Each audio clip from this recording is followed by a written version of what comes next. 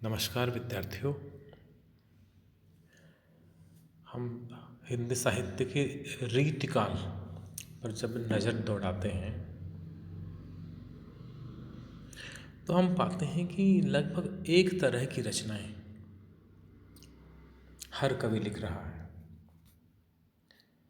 सारे कवि हैं वो प्रेम, श्रृंगार, सौंदर्य वर्णन को अपने जीवन का, अपनी कविता का उद्देश्य बनाए हुए हैं। रीतिकाल में एकाध अपवाद मिलते हैं और उन अपवादों में सबसे बड़ा नाम है भूषण का। वह दौर था जब देश में केंद्रीय सत्ता के रूप में मुगल जो बादशाह थे उनका शासन था और उनके अधीन देश के जो देसी राजा थे वे थे। और उनकी राज दरबारों में विलासिता का वातावरण था। नाच गान, सुरा और सुंदरी की पिनक में वे लोग डूबे रहते थे, उस नशे से उबरते नहीं थे। इसलिए जो हिंदी के आदिकाल में जो वीरतापरक रचनाएं मिलती हैं वह एकाएक रीतिकाल में कम हो जाती हैं। लेकिन जिस प्रकार से सारे राजा, असंख्य राजा हैं, वो औरंगजेब के पराधीन थे। अकबर के समय से ही पराधीनता चली आ रही थी। कुछ एक जहांगीर के समय हो गए, कुछ शाहजहां के समय हो गए, औरंगजेब के समय तक ये चरम पर था। तो उनमें से एक राजा अपवाद था और वह राजा था छत्रपति शिवाजी। मराठा शासक थे, महाराष्ट्र के शासक थे। उनसे प्रभावित होकर के बुंदेलखंड का एक और शासक था छत्रसाल, वे भी प्रभावित हुआ और उसने केंद्रीय सत्ता से टक्कर ली।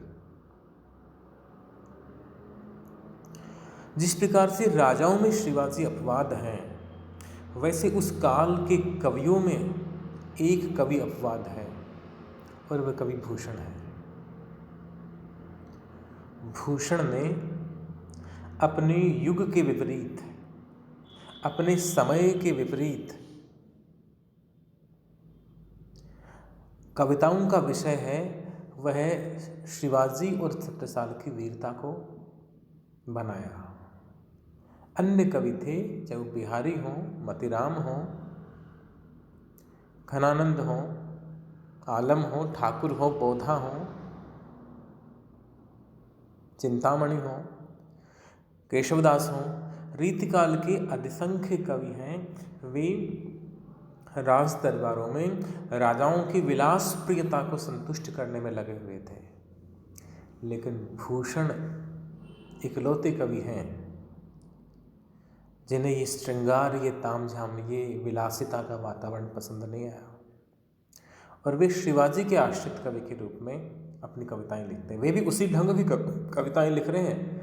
रीति परंपरा, जो लक्षण ग्रंथ लिखे जा रहे हैं, उदाहरण ग्रंथ लिखे जा रहे हैं, उसी परंपरा में भूषण भी अपनी कविता प्रस्तुत करते हैं, लेकिन उनकी कविता की विषय वस्तु अलग है। और भूषण की बाद में किसी एक दूसरे कोई आश्रयदाता उनको अगर मंजूर होते हैं, स्वीकृत होते हैं, तो वह हैं छत्रसाल। आन राजा रावण कछु मन में न लाऊं, साहू के सराहू छत्रसाल को। भूषण कहते हैं कि मैं और किसी राजा को अपने मन में ही नहीं लाता कि उन पे कविताएं लिखूं।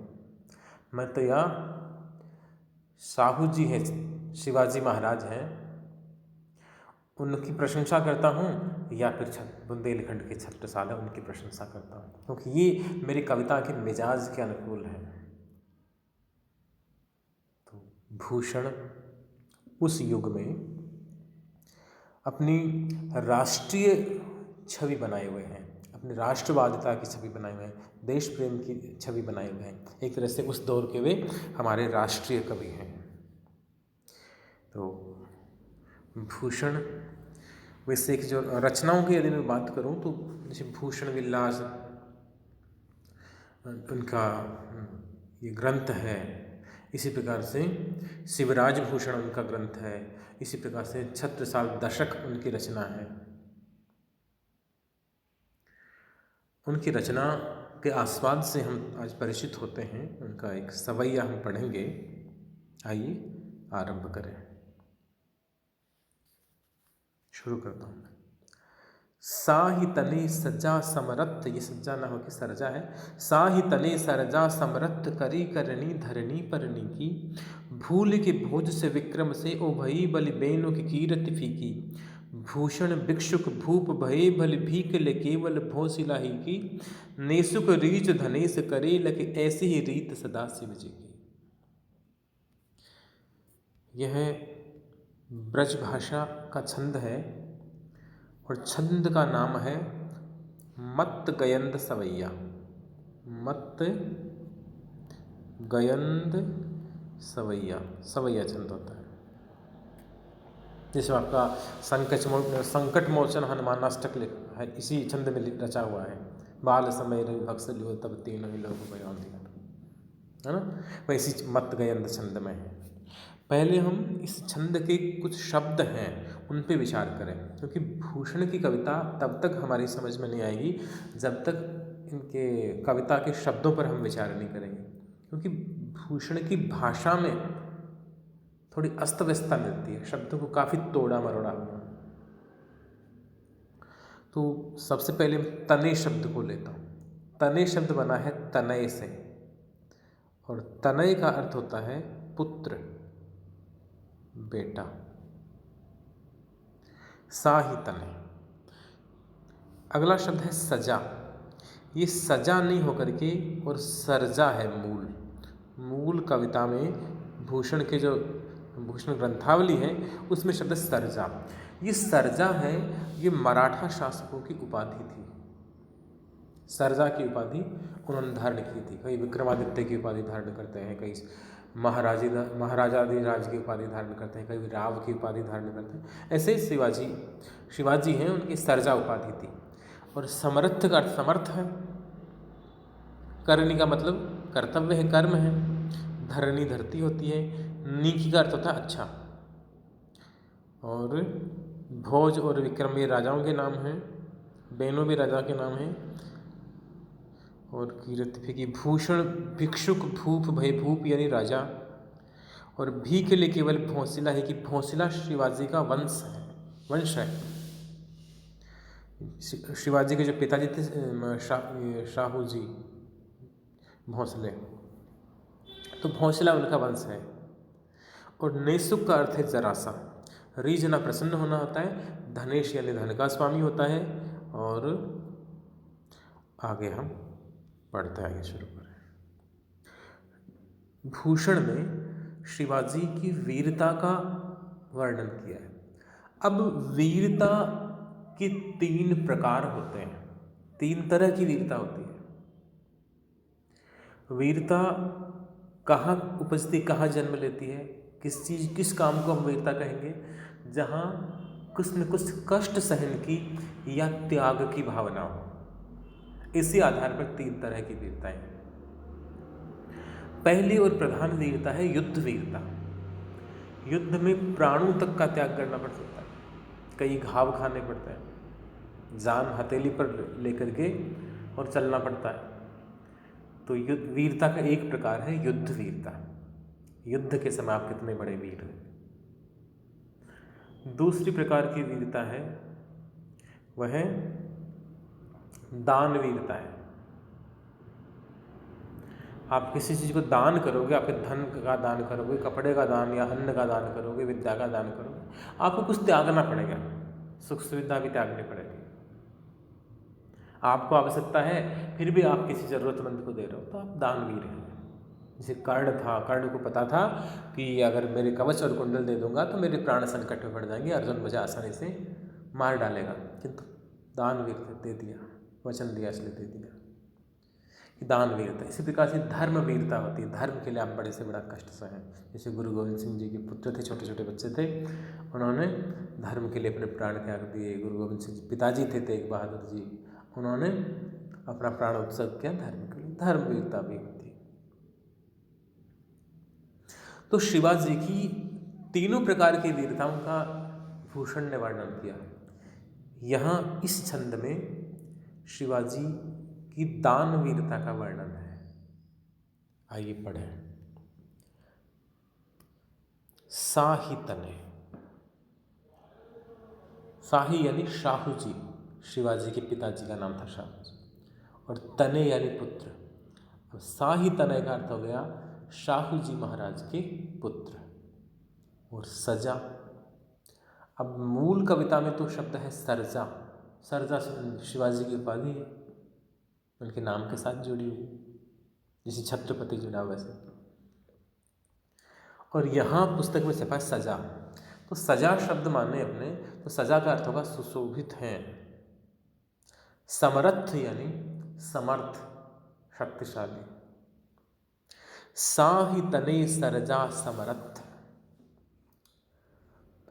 भूषण कवि शिवाजी की दानवीरता का वर्णन करते हुए कहते हैं कि हे शाहू जी के पुत्र शिवाजी महाराज, आपका सामर्थ्य, आपकी शक्ति, आपका औदात्य, आपका त्याग परम सुशोभित है, धरती पर सुशोभित है। करी करनी धरनी पर नीकी, आपने इस धरणी पर, इस धरती पर, नीकी यानी अच्छी, करनी यानी कर्म, करी यानी किए, आपने इस धरती पर जन्म लेकर के और धरती पर हमेशा धर्म संगत कार्य किया है। मेवाड़ राजघराने का जो ध्येय वाक्य है, जैसे भारत का है ना सत्यमेव जयते, ऐसे मेवाड़ जो राजवंश था उसका ध्येय वाक्य है जो दृढ़ राखे धर्म को तहि राखे करतार। जो धर्म की रक्षा करता है उसकी रक्षा भगवान करते हैं। तो साहि तने सरजा समर्थ करी करनी धरणी परनी की। महाराज शाहू जी के सुपुत्र शिवाजी महाराज जो सब प्रकार से समर्थ हैं, उन्होंने धरती पर भली करने के लिए अच्छे कर्म किए, अच्छे काम किए हैं, और वे दानवीर हैं बहुत बड़े, अच्छे काम किए उन्होंने। और शिवाजी के अच्छे कार्यों को देख सुन करके और भूल के भोज से विक्रम से लोग हैं वह राजा भोज को भूल गए। भूल के भोज से, राजा भोज की कहानियां सुनेंगे, कहानियां चलती हैं, वे भी सामान्य शासक थे, राजा थे, उज्जैन के शासक थे। धारा नगरी उनकी राजधानी थी। उज्जैन मध्य प्रदेश में स्थान है आज भी, जहाँ महाकालेश्वर। तो राजा भोज की कई कहानियाँ सुनती हैं आपने, चलती हैं, आप लोगों ने अपने बुजुर्गों से सुनी होंगी। ऐसे ही विक्रम और बैताल की कहानी सुनी होगी, और जिनके नाम से विक्रम संवत चलता है अपना। तो विक्रमादित्य भी बड़े महान और पराक्रमी शासक हुए, राजा भोज भी बड़े अच्छे शासक थे। लेकिन लोग शिवाजी को देखकर, शिवाजी के कर्म को देखकर, शिवाजी की वीरता को देखकर, शिवाजी की दानशीलता को देखकर, शिवाजी की त्याग को देखकर, शिवाजी के धर्म के प्रति समर्पण को देखकर लोग राजा भोज और विक्रमादित्य को भी भूल गए। ओ भई बलि बेनु की कीरति फीकी। और भोज और विक्रमादित्य जैसे राजा हैं उनको तो लोग भूल ही गए। और शिवाजी का यश है, प्रसिद्धि है, कीर्ति है, कीर्ति यानी कीर्ति, नीकी यानी भली, अच्छी होती है, फीकी शब्द है। ओ भई बलि बेनु की कीर्ति फीकी। राजा बलि का नाम सुना हो, राजा बलि, जिसके यहाँ मांगने के लिए भिखारी बन करके कौन आया पता है? दुनिया में सब लोग, बड़े से बड़े राजा महाराजा, बड़े से बड़े सेठ साहूकार भी भगवान के सामने झोली फैलाते हैं, उनसे मांगते हैं। सम्राट भी, राजा भी भगवान से मांगेगा कि मेरे राज्य को सुरक्षित रखना, मुझे समृद्धि देना, स्वास्थ्य देना, लंबी उम्र देना।